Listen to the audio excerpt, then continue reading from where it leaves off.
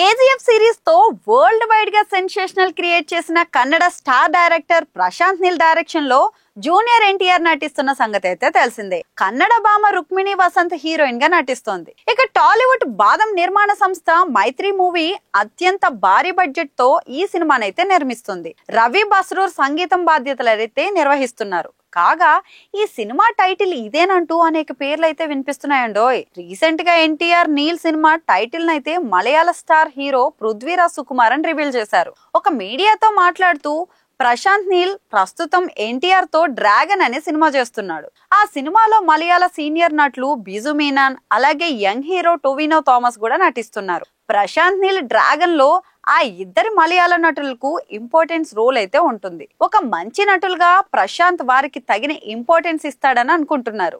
అయితే dragon cinema మీరు ఊహించిన దానికంటే ఎక్కువే ఉంటుంది అని అన్నారు. అలా ఎన్టీఆర్ నీల్ సినిమా టైటిల్ ను రివీల్ చేసేసారు. ఇప్పటి వరకు రూమర్ గానే ఉన్న టైటిల్ అయితే పృథ్వీరాజ్ సుకుమారన్ కన్ఫర్మ్ చేసేసారు. ఇక వార్ 2 ప్రమోషన్స్ లో భాగంగా యంగ్ టైగర్ డ్రాగన్ షూట్ కి అయితే విరామం ఇచ్చేసారు. వార్ 2 ఆగస్టు 14న వరల్డ్ వైడ్ గా రిలీజ్ కి అయితే రెడీ అయిపోతుంది.